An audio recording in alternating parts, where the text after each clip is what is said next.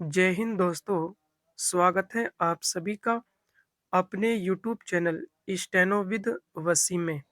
दोस्तों, आप मेरे Telegram group steno with Wasim से भी जुड़ सकते हैं। चलिए स्टार्ट करते हैं। 5 सेकंड बाद स्पीड 85 शब्द प्रति मिनट। बहुत ध्यान से डिक्टेशन लिखना है। Ready, start. आइए आज हम अपने विचारों को उस दिन तक ले जाएं जब हमने गणराज्य की घोषणा की थी। अपनी विकास की योजनाओं के संबंध में हमने वास्तव में काफी प्रगति की है, परंतु क्या हम भारत के सब नागरिकों को दरिद्रता, अभाव तथा कष्ट से मुक्त करा पाए हैं?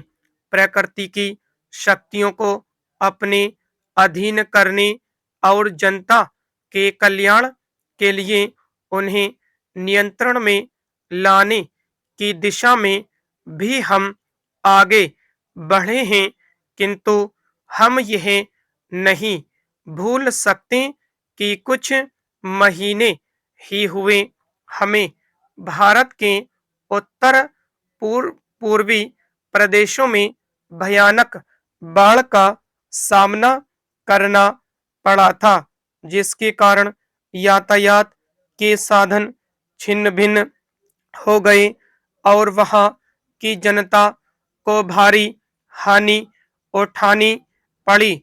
निस्संदेह साक्षरता, प्रसार और रोगों के निराकरण के महत्वपूर्ण उपाय भी हमने सोचे हैं, यद्यपि अभी भी देश के बहुत से भागों में निरक्षरता और बीमारी पर्याप्त मात्रा में दिखाई देती है। जन कल्याण की योजनाओं को हम बराबर आगे बढ़ाते रहेंगे, यह हमारा दृढ़ संकल्प है। इसमें संदेह नहीं किया जा सकता। इन योजनाओं के पूरे होने के संबंध में जो प्रयास अब तक किया गया है, उससे भी हमें असंतुष्ट नहीं होना चाहिए।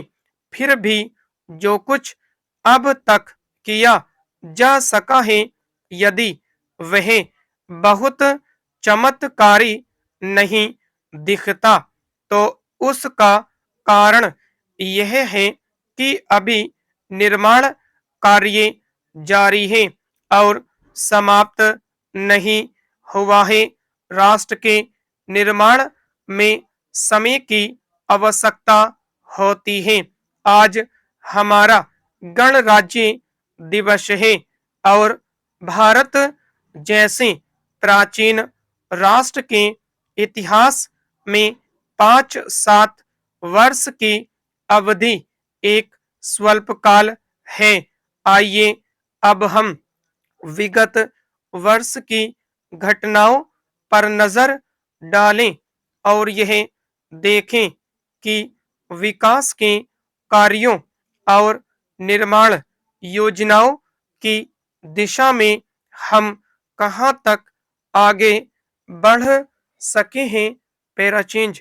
यदि मुझसे यह कहा जाए कि बीते वर्ष की घटनाओं का वर्णन में एक वाक्य में करूं, तो मैं कहना चाहूंगा कि संविधान में दिए गए निर्देशों के अनुसार हमने समस्त राष्ट्र के साधनों को ऐसे ढंग से जुटाना आरंभ कर दिया है जिससे यह स्पष्ट हो जाता है कि भारत में कल्याणकारी राज्य की स्थापना का श्री गणेश हो चुका है।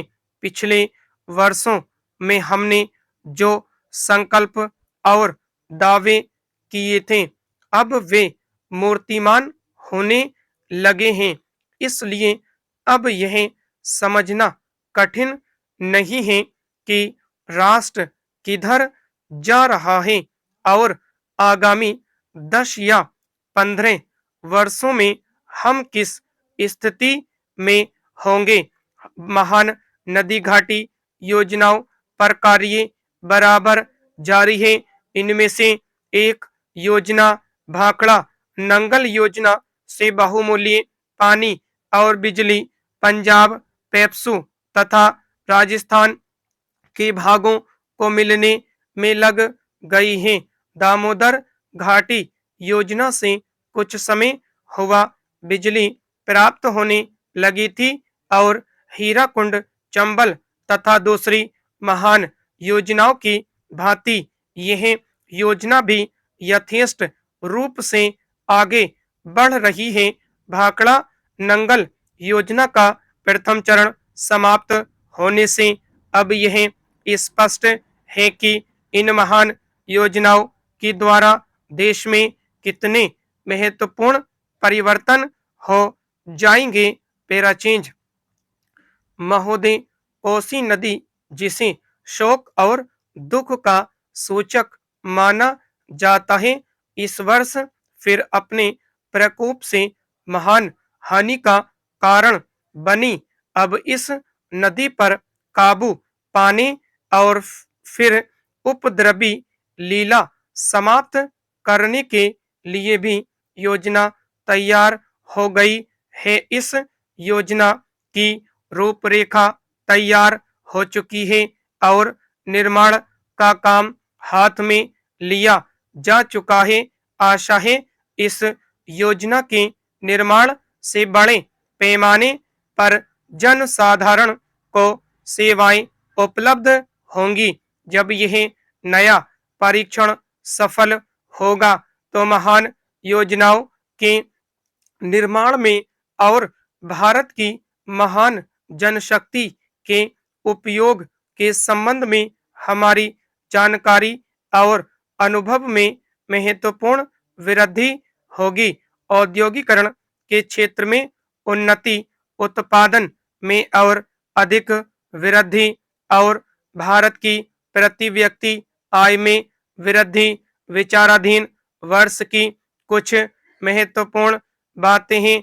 औद्योगिकरण के साथ ही रोजगार के क्षेत्र को विस्तृत करने के प्रयत्न भी बराबर जारी हैं।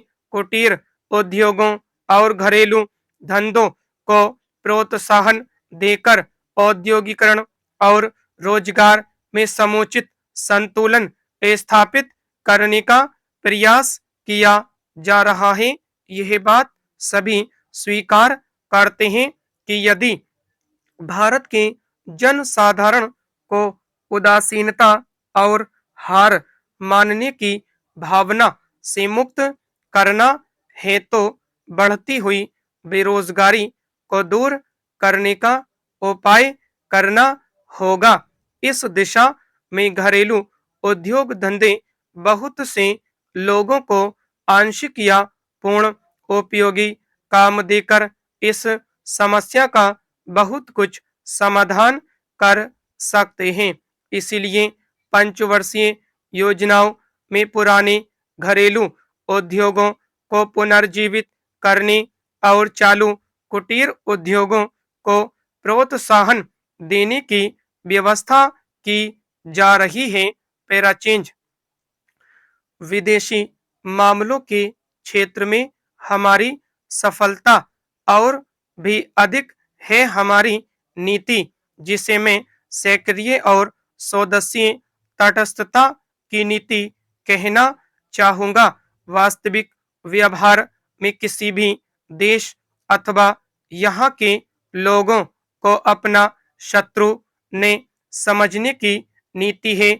इस नीति के फलस्वरूप हमें विश्व शांति के पक्ष की कुछ सेवा करने का अवसर मिला है।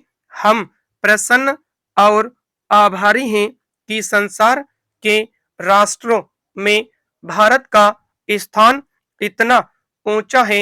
इंडो चीन निरीक्षण और नियंत्रण अंतर्राष्ट्रीय आयोग की अध्यक्षता हमने स्वेच्छा से स्वीकार की है। स्टॉप।